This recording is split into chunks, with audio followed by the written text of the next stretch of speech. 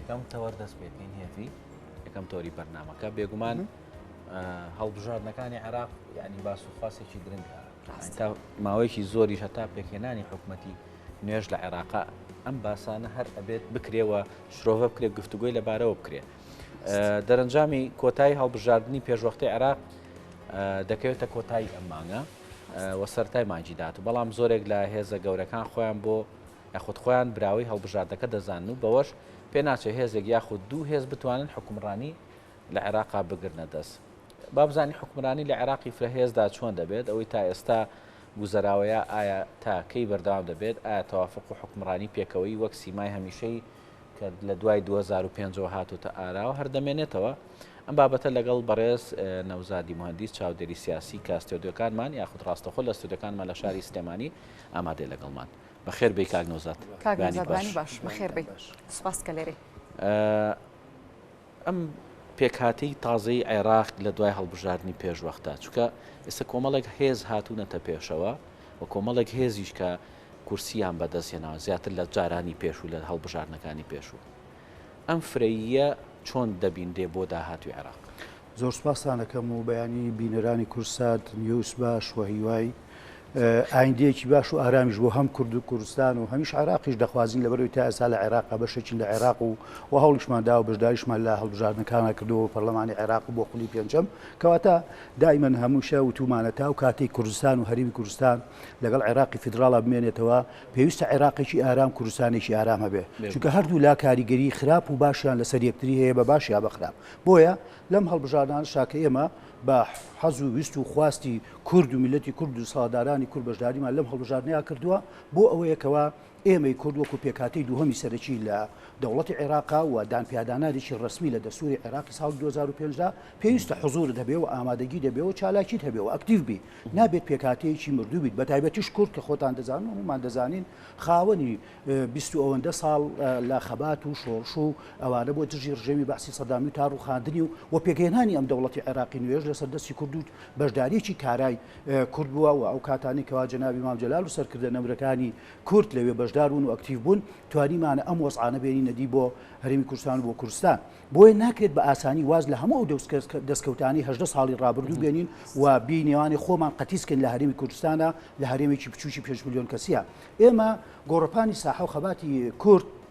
هەمیشە عێراقێکی فراوانی 18 ملیۆن کەسی و کاتە بووە و ئێساش بۆتە 39 ملیۆن 40 ملیۆن کەسی بۆیە ناکرێت سنگ و قورسایی خۆمان بەدەستی خۆمان بچوو بکەینەوە بەڕێی من ئەم هەڵبژاردنانە هەر وەکو هەڵبژاردنەکانی پێشوو فرەیەکی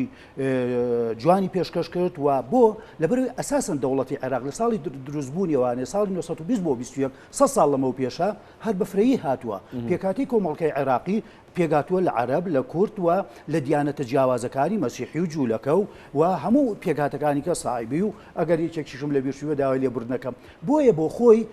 کۆمەڵگەی عێراقی بریتێ لە فسائێکی زۆر جوانی ڕەنگاوڕەنگ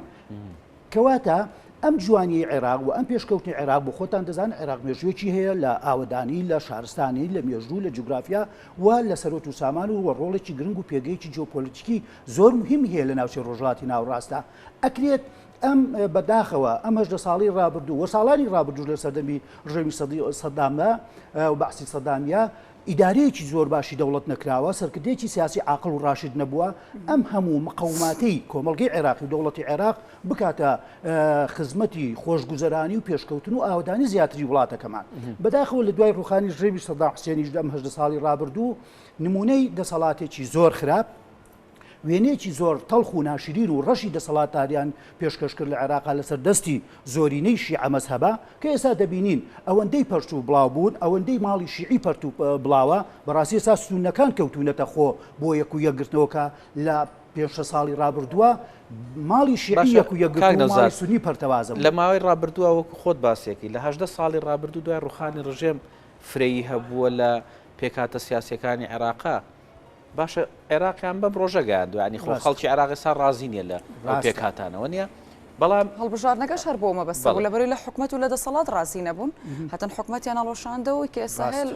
بۆەوەیە ئەم فرەیە ئەتوانێت ئێستا هیچ شتێکی ترکە خۆڕانکاریەک بکە لە عێراق فرەیەکە عیبەنیە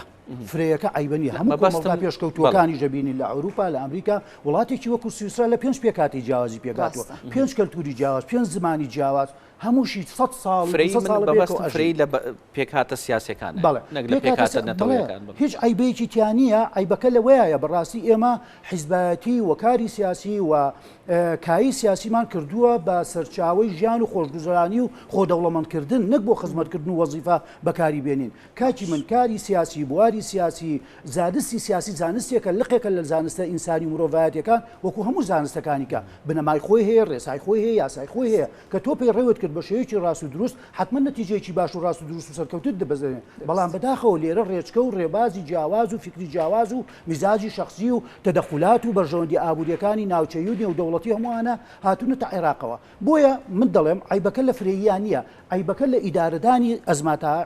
عیبەکە لە ئیدارەدانی حکومڕانی و چۆنێتی حکومڕانیایە ئەمە وای کردووە کە ئێمە هەمومان ڕخمان لە فرەیی بێ بەتاک بەتاجی لە هەرێمی کوردستانیش و لە عێراقیشە قسەکانیەوە تەواوە بۆچی ئەم فرەیە بەتایبەتی فرەیەکی زۆر لە حکومڕانیە لە دنیاە لە مێژووی حکومڕانیەکانە مێژووی وێنەیەکی سەرکەوتو نەبووە چونکە هەمیشە دەزانیت تۆ ئەگەر حکومڕانیەکی فرەیت هەبێ لە 5-6 لە 6 لە یعنی سیاسی پێگات بێت هەموو ئەم لایەنانە خۆمان دەزانین بەرنامە ئۆجندای تایبەتی خۆی حیزبی هەیە باشە بەرنامە و بەرژەوەندی ناوچەیی هەیە و نێودەوڵەتی هەیە کە هەموو ئەم بەرژەوەندیانە پێکەوە ناگونجێن و بەریەگەکەون لە خاڵێکات کاتێکیش بەریەکەوتن ڕوویدا دەبێتە هۆی هەڵۆشانەوەی حکومت و حکومەتێکی زعیف و لاواز پێگێت بۆیە حکومەتی بەهێزەوەیە بەلایەنی کەم یعنی حکومەتی زۆری نەبێ کە ئەم زۆرینە ئێمە بۆی لێترساوین چونکە تەجروبەیەکی تاڵمان هەبووە حکومەتی زۆرینە بیرمان خاتەوە حکومەتێکی دیکتاتۆری تاگڕەوی تاکحیزب تاکسەرکردە بێ ئەمە وامان لێکا کاڵین با زۆری نەبێ زۆرینە نەبێ بەڵام کە زۆری نەژ نەبوو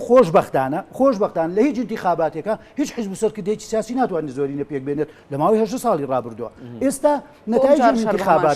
نەتایجی انتخاباتە شۆکە بۆ براوەکانیش و بۆ وەکوڵێن ئەوانەی کە کورسی کەمیشامە دەستا شۆکە بۆ سەدرەکان لە انتخاباتی 3 ساڵ 54 کورسیێنە ئێستا بۆتە 70 خۆی تەسەوریەوەی نەکردووە زۆر لە چاودێرانی سیاسی شیعەکە بازەکەن باشە حیزب سونیەکان مثلا جاران 20 کورسی 25 کورسی ئێستا بۆتە 38 کورسی محەممەد حەلبوسی ئەمەش خۆی لە تەسەوری خۆیانە بوو لە کوردستانی شە بە هەماشیەوە هەندێک حیزبمان هەیە لە تەسەوریەوە نەبوو کە بگاتە 30 کورسی و بەرەوژور و هەندێک حیزبیش مثلا کەم بکاتەوانێت بۆیە بەڕاستی شۆکە بۆ هەموو لایەک من دەڵێم دەبێ حکمت وتەجروبە و عیبرەت و پند لە 18 ساڵی ڕابردووە بوون قیادە سیاسیەکان بتوانن حکومەتێکی لانی کەم بەهێز پێک بێنن ناڵێم زۆر بکە فراوان وەکو جاری پێش و محاسەسەی تائیفی و خۆشبەختانەش وەکو بازەکرێت و تەسیحاتەکان کە من زۆر دڵیشم پێخۆش نییە مقتەدا سەدر دەڵێ من حکومەتێکی بەهێز پێگەێن و لە چەند لایەنێکی گەورە ئەو مای خۆشبەختیە بۆیە بەڕێی من ئەگەر بینە سەر ئەوەی کە کورس چۆن مافی خۆی بپارێزیەوە چۆن بەشداری بکات دواتر دێنە سەرەوە کاک نەوسات دەمێ پرسیاری ئەوە بکەم ئەم هەموو پێکاتەیە هەیە ئەم مولانە هەیە لە عێراقدا هەمووشی دەڵێ ئەمە براوین باشە ئەمان حتمما بەلایەنێک یاخ بەلایەنێک بە تایبەت ناتوان لە حکومەت پێک بێنە حتمما دەبێ هاوپەیمانێتێک بێت بوونی ئەم فکرا لەلای ئەم لایەنانە بوونی ئەم هێزە بۆ پێکێنانی حکومڕانیەکی نوێ لە عێراقدا ئەمە چی دروست دەکات پێت وایە یەکتر قوبوڵ بکەن پێت وایە لە دواتردا حکومەتێکی باشی پتۆپێک بهێنن کە لە ئاسیەوەیە بێکە هاوڵاتیان قوبوڵیان بێ وەکو حکومەتی ڕابردووی لێنێ لە نیویدا هەڵبۆشێنرێتەوە خۆی بەداخەوە قسەی کە جەناب دەڵێ هەمووی هەڵپەی ئەوەیە کە بەشداری حکومەت لە ئەوە بۆ خۆکاریی خراپ وەکو پێشەکیش باسم کرد هەمووی هەڵپەی دەسەڵاتەتی ڕاستی یەکێک لە ئامانجەکانی حیزبی سیاسی بریتە لە کارکردن بۆی بگاتە دەسەڵاتی سیاسی و بەرنامە ئۆجندا و کاری خۆی جێبەجێ بکە کاری خۆی جێبەجێکە بۆ گەندەڵی و بۆ خۆدەوڵەمەندکردن نا بەڵکو بۆ خزمەتکردن و ئاودانکردنی وڵات و کۆمەلگا بێ بەڵام بەداخەوە ئەمانەی کەوا ئەڵێن هەمووی ئەو نیەتیان هەیە وەکو ئەڵێن نیەتێکی باش و ڕاست و دروستیان نییە بەرحاڵ وەکو وتمان ئەو حکومەتی کە پێگێت سیماکانی هەر ئەبێ ئیتلافی بێت چونکە وەکو وتمان ناکرێت بە حیزبێک یا دوو حیزب کوتێ دوو کوتلە پێک بێت و یەکێک لە کێشە سیاسی و یاسایی و دەستوریەکانیش بریتێ لەوەی کەوا ئێستا یەکێک لە کێشەکان وەکو لە دوو خولەکەی پێشوشە کوتلە ئەکبەر کوتلەی گەورەترین کوتلە بەپێی دەستور دەتوانێت حکومەت پێک بێنێ جا ئیتر خۆشتان دەزانن لە 2014 بۆ 2010 ئەم کێشەیان بردە دادگای فدراڵی عێراق و دادگای دەستوری جوابی یایەوانێ ئێستا قڕەکە ئاواییە دەبێت لە دوای هەڵبژاردنەکان کام کوتلە دەتوانێت کوتلە پێک بێنێت یعنی غەیری ئەم کوتلەی انتخابەکە کوتلەی دوای انتخابات و ئەنجامە ڕسمیەکانیش دەتوانێت کوتلە پێک بێنێت گەورەترین کوتلە کە توانی 165 کورسی پێک بێنێت کە ئەمە زۆرینەی پەرلەمانە لە 329 دەتوانێت حکومت تشکیل بکە و ڕئیسی جمهور بۆی هەیە ئەو کوتلە گەورەیە ئەوە کات تەکلیف بکە بۆ پێگەێنانی حکومت بۆیە سیر دەکەین ئەگەر بە لیستەکە بینە خوارەوە سەدرەکان 73 کورسیان هەیە دوای ئەوان هێزی تەقدمی نیشتیمانی محەممەد حەلبوسی 38 کورسی هەیە باشە لە سێهەممان دەوڵەتی یاسامان هەیە 37 کورسی هەیە چوارهەم پارتی دیموکراتی کوردستان وەکو دەڵێن 32 کورسی هەیە پێنجەم هاوپەیمانی کوردستانی یەکێتی نیشتیمانی کوردستان 7 کورسی هەیە دوای ئەوەش هێزەکانی فەتح و ئەوانی کە دێن بۆیە دەکرێت وەکو من حسابێکی ئەوەم کردووە ئەگەر سەدرەکان بە 73 کورسی محەممەد حەلبوسی و پارتی دیموکراتی کوردستان و هاوپەیمانی کوردستانی یەکێتی نیشتیمانی کوردستان 106 کورسی پێگەێنن ئەگەر 5 کورسی کەش لە هێزە بچووکەکانی هاوکاری خۆیان پێگوێنی یعنی 165 کورسیان ئەوە کردووە پێکهێناوە و زۆرینیان دەستکەوتو دەتوان حکومت پێگەن لە لایشکەوە ئەگەر ئەم سێ پێگاتەیە سەدرەکان شیعەیە خۆتان دەزانن و محەممەد حەلبوسی نوێنەری سونەکانەکە و یەکێتی و پارتی نوێنەری کوردەکە سێ پێگاتە ڕئیسەکەی عێراق پێک دێنن و حکومەتێکی گەورە و پتەویش پێگەێنن بەڕاستی بۆیە بەڕێی من پێش ئەوەی من اقتراحەکە پێشنیازەکە ئەوەیە هەم بۆ پارتی دیموکراتی کوردستان هەمیش بۆ یەکێتی نیشتیمانی کوردستان و بۆ هێزەکانی کوردستان بەگشتی کە ئێستا خۆشبەختانە 63 کورسی کۆ بۆتەوانێ تەرجەموعێکی زۆر گەورەیە یعنی ئەگەر بێینە سەر ئەوەی کورد هەمووی بە یەک کوتلەیەک بگرێت ئێمە بینە دووهەم لە دوای سەدرەکان 73 بۆ 63 باشە حەلبوسیە سونەکان دوای ئێمە ئەکەون بۆیە بەڕاستی پێشنیازەکەی من وەکو هاوڵاتیەک و بۆ ئەوەی ئایندێکی باش و تۆکمەیەکی باش و بەهێز و بچینە بەغداد هەموو تاریەک بگرن تای هەڵبژاردن بەجێ بێڵن ململانی هەڵبژاردن و دروشمە باخ و بوریخەکان بەجێ بێڵین لەوێ بەیەک و یەکگرتووی بچن مفاوەزاتکەن بەڕێی من غەڵەتێکی گەورەیە ئەگەر پارتی بەتاقی تەنیا بچێتە مفاوەزات لەگەڵ ئەحزابەکانیکە و هەمیشیچێتی بەتاقی تەنیا بۆ هەردووکتان بۆ هەر سێکتان بۆ هەر چوارتان بەیەکەوە کوتلێکی زۆر گەورە و بە قووەت و بەهێز ناچە بەغداد و ناچە مفاوەزات خۆتان دەزانن مفاوەزات سەیری حەجم دەکات چەند حەجم گەورە بێ ئەوەندە بە قووەت و بەهێزیەتە بەرچاوی و ئەوەندەش دەستکەوت بەردەزێنیت بەڵام تۆ بە 30 کورسەوە بچیت حەجمی 30 کورسی داهاتێ بە 63 کورسیەوە بچیت حەجمی 63 کورسی داهاتێ بۆیە بەڕاستی کورد دەبێ ئەم جارە پند وەرگرێ و عیبرەت وەرگرێ و واس لە ململانی سیاسی ناڕەوا بێنی لە بینی یەکتریا ئێمە دەچینە بەغدا بۆ کوردایەتی بۆ کوردایەتی دەچین لە هەرێمی کوردستانە نییە کە لەگەڵ ڕێزم بچوکی بکەینەوە ململانیەکان بۆ هەندێک داواکاری زۆر بچووک کاک نەوزاد کەواتە کورد ئەگەر بۆن منە بە یەکدەنگ بڕوا تەواوی کورد ئەو کورسیانی کە بەدەستێنراون نزیکی 60 کورسی ڕەنگە زیاتریش بێت ئەم ژمارەیە کەم نییە دووهەم کوتلێ بێت دووەم کوتلا بین کەواتە لێرەدا کورد چی بکە و ڕۆڵی چی دەبێت لە پێکهێنانی حکوومەتی داهاتوودا من دەڵێم کورد بە هیچ شێوەیە تەنانەت بە تەسەوراتی من ئەگەر لەوەش کورسیمان کەمتر هێنابێ کە بەپێی دەستور و بەپێی یاسای ژمارە نوێ ساڵی 2020 حجمی کورسەکانی کوردستان دیاری کراوە چونکە تەحدید کراوە سلێمانی هەژدا هەولێر 15 دوهۆک ئەوەندە ناوچە دابڕەوەەکان هەکەرکووکوانە حجمەکە هەر 60 ئەوەندە کورسیت هەرەیە بەڵام خۆی کێشەکەمان لەوەیە کە ئێمە یەکویەگرتوونین بە قسەی یەکتری ناکەین ڕێک ناکەین متتەفق نین هاوڕانی لە بەرنامەکانماندا خۆ ئەوان خۆیانە کورد بە زەعیفی بچێت لەگەڵ منا قسە بکە لەگەڵ تویا قسە بکە وەزیرێک بۆ تۆ دوو مدیر عام بۆ تۆ ڕەنگە هاوکاریش بکەن بۆ تێکدانی بۆ تێکدان بەڵێ بەرنامەش هەیە و حتا وڵاتانی ناوچەکەش ئەویان پێخۆشە کە کوردیەک و یەکگرتو نەبێ بەڵێ وەرە سەرکردایەتی کورد 18 ساڵە عیبرەتمان وەرنەگرت لە پەرتەوازەیمان 18 ساڵە عیبرەتمان وەرنەگرت لەوەی نەمانتوانی مادەی 140 کە مادەیەکی زۆر مهم و گرنگە ئێمە لەگەڵ ڕێزم هەر هەڵپەی دەسەڵات و کورسی و وەزارەت و مدیر عام و پۆست و ئیمتیازاتین بەڵام خاکمان لەبیر چووە کە مادەی 140 150 خاکەکەمان بۆ جێڕێتەوە بە پێی دەستور یعنی ئەمانە مهمە کە بیکەینە دروشمی خۆمان نەک وەڵی بچین و وەزیری خارجی بۆ من بێ و ڕئیس جمهور بۆ من بێ و لەگەڵ ڕێزم بۆ هەموو لایەکیان بەخوا هەوەندە هەموو ئەوانەی کە باسی یەکەن کە من وەکو چاودێری سیاسی وەکو هاوڵاتیەک و وەکو سەرشەقامیش قسە بکەم و بیر بکەم وانە لەگەڵ ڕێزم ئەوەندەی مستەفید بوون بۆ جیرفانی شخصی خۆیان ئەوەندە مستەفید نەبوون بۆ کورد و کوردستان تکایە واز لەوانە بێنن خۆزگە بەرنمەیەکی تۆکمەتان دانا پێشەوەی دەستکەن بفڵوازە چون خۆتان دەزانن کێشی تێکەوتووە دەبێ ئەمڕۆ لە 3 ڕۆژ مەجالیتانەدانە سێشەمە بۆ ئەمڕۆی پێنجشەمە تا سەعات 12 تەواوە بێ و پێم وایە بۆکو ڕاگەیەنرا تا 20 ڕۆژی کەش ئەنجامی کۆتایی ڕاناگەیەنرێت لەژێر تا و تەسیرا بەڕاستی ئایندەی عێراق و پێگەێنانی ئەم حکوومەتەش ئاسان نابێ چونکە ململانەکان توندن بە تایبەتی لە ناون هێزە شیعەکانی کە وەکوڵن کورسی کەمیان بەدەستێن باشە عێراق دوای بە تایبەتی دوای ڕوخانی ڕژێمی سەدام پێشووتر لە دوای 2005ەوە ئەوەی کە لە عێراقا گوزەراوە پێکهاتەکان ڕێکەوتون دوای ململانەیەک کە حکومت پێک بێن بەڵام هەمیشە ئەوەی کە لە عێراقا باسەکرێ ئەڵێن هەژمونی وڵاتانی دراوسێ هەژمونی ناوچەکە هەژمونی بڵێن وڵات نێودەوڵەتیش دایمە لەسەر عێراق بوونی هەیە و ڕۆڵیشی هەیە لە پێکهێنانی حکوومەتە. عێراق ئەمە تێپەڕێنێ؟ نەخێر. یەکێک لە چاودێرانی سیاسی شیعەکان ئەڵێ خۆی ئەگەر سەیری پێکاتە و دەرچووەکان کەی سەدرەکان شیعەن و حەلبوسیش سونەیە. یەکێک لە لێکاتنەوەکانەوەی بۆچی دەوڵەتی یاسایەکی بە قووت و حیزبی داوا، بۆچی هادی عامریەکی فەتحی بە قووت، بۆچی ڕەتی حکمەیەکی بە قووت و خاوەن خەبات و ئەوانەی دژی ڕێمی سەدام حوسێن لەم هەڵبژاردنەیە کەمیان هێناوە، وەکو بە شێوەیەکی گشتی باسییان تۆ بە تایبەتی بۆ ماڵی شیعە باسەکەم بۆ کورد و سونەکاننا، هەتا سونەکانیش دەڵێن ئەو هێزانە سەرکەوتون ئەمجارە کە میولی نیشتیمانیان هەیە کە لایەنگری سیاسەتە نیشتیمانی عێراقیەکان هەیە، دش بە هێزانەی کەوا لایەنگر و میولی دەوڵەتان و سیاسەتی دەوڵەتانی ناوچەکە جێبەجێکن بە تایبەتیش ئێران و تورکیا خۆتان دەزانن ئەو قائانی سێ ڕۆژە لە بەغایە بۆ ئەوەی پێتوانێت لەم هەڵبژاردنە ئەزمموی ئەوە کرا کارنەوزات بڵێ لەم هەڵبژاردنە پێتوانێت ئەزمموی ئەم قسەی تۆکرا تەواوە خۆ سیاسەتریەکان ئەگەر بە دروشمی باق و بریقی سەر ڕاگەیاندەکانیش بێت دایمەن خۆی بە پاڵەوانێکی نیشتیمانی پیشانناوە و خەڵکێکی زۆریشی لەگەڵدایە و حتاوا هاتە سەرەوەی کە ئەم هەڵبژاردننی پێشوەختە دواکەوت و ناکرێ و بکرێ و لەسەر هەڵوێستی چونکە بەڕاستی ئینکاری وجودی ناکرێ، ئینکاری هێزی ناکرێ، ئینکاری شەقام و جەماوەری ناکرێت لە ناو شیعەکانە، ئیتر خۆ وەکو وتم بەڕاست بێ و یا بە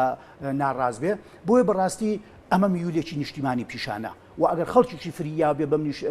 بەم شیعارانە خۆ لە 4 ساڵی داهاتوی حکومەتا دەرەکەوێت ئەگەر ڕئیسی حکومەت لای ئەو بێ. بۆیە بەڕاستی شیعار ڕاستە شیعاری تەکتیکی هەیە و استراتیژی هەیە، بەڵام هەمیشە تەکتیک لە نێوان لە پێناوی استراتیژا بووە و بێت تەکتیکی ڕاست و دروست جێبەجێکەی بۆی بگەیتە ئامانجە ڕاست و دروست استراتیژیەکەت. ناکرێت تۆ خەڵک فری و بەی لای انتخاباتە بە هەندێک بەڵێنی باق و بریق، بەڵام کە گەشتە دەسەڵات و حکومڕانی تۆ لە بەڵێنەکان پەشیمان بیتەوە نەتوانی ئەو ئامانج و بەڵێنانە بێنێتی دی. بۆیە خەڵک بە تایبەتی هەم خەڵکی عێراق هەم خەڵکی کوردستان بەڕاستی وشیار بوون خۆشبەختانە و هەموو شتەکان وەکو خۆی دەبینن و باش و خراپەکان وەکو خۆی دەبینن، وەکو جاران نییە خەڵک دەریۆشانە ئێستا حیزبایەتی ناکە برادەران، ینی خوشک و براکان. خەڵک ئێستا تێگەیشتووە چێ بەرژەوەندی هاوڵاتی چیەوێت لە بەسراوە تاکو زاخۆ لە سلێمانیەوە تاخود ئەنبار بە سونە و شیعە و کوردەوە هەموو هاوڵاتیەک دەیەوێت خۆشگوزەرانی ئەوێ باشە هەلی کاری ئەوێ و فرسەتی ژیانی ئەوێ و ئارامی و خۆشگوزرانیە و ئاودانی وڵاتی ئەوێ کەس لەمە زیاتری ناوێ و ئەگەر تۆ بێیتە سەر ئەوەی کە حکوومەتێکی نیشتیمانی و حکوومەتێکی خزمەتگوزار دەبێ حکوومەتێکی هاوڵاتی هەبێ لە پێناوی خۆشگوزانی هاوڵاتیانی خۆتابی لە پێناوی ئاودانکردنی وڵاتانی خۆتابی. ناکرێت تۆ حکوومەت ببێتە حکوومەتێکی بچووکی کۆمەڵەیەک و نوخبەیەک و چەند بنەماڵەیەک کە تەنها بەرژەوەندی خۆیان و تاڵانی و بڕۆ و گەندەڵی. تەبەنێکێک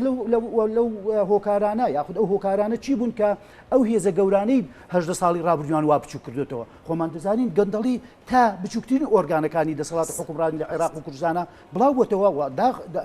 بۆتە هۆی ئەوەی داخورانی هەیکەلیەتی دەوڵەتی عێراقی. دووەم نەبوونی خزمەتگوزاری سادەکان ئاو ئاوەڕۆ کارەبا خزمەتگوزارەکان ڕاپەڕینەکان خۆ پیشاندانەکانی تشرینی ساڵی 2019 لەبەر چی بووە؟ ئێستا بۆ معلوماتان دوو هێزی زۆر تازە لە 2019 دروست بوون ئەلئیبتیداد و ئیشراقەتە تشرینیە 15 کورسیان هێناوە کە خەڵکی گەنجن هیچ مشارەکەیەکی سیاسیان نەبوو لە عێراقا. دەی ئەمە خەڵک ئەمانەی ئەوێت و هیوایەکی هەڵچنیەوە لەسەر ئەم هێزە تازانە کە بتوانێت ئایندەی عێراق بەرەو ئایندەیەکی باشە. من یەکش زۆر بۆم بوو بە پرسیار سەبارەت بۆ بابەتی هێزە نوێیانەی کە دێنە ناو ساحەی سیاسەت و وا بڕیارە بەشداری لە حکومڕانی نوێی عێراقدا بکەن. بۆ نمونە ئەم هێزانی بۆ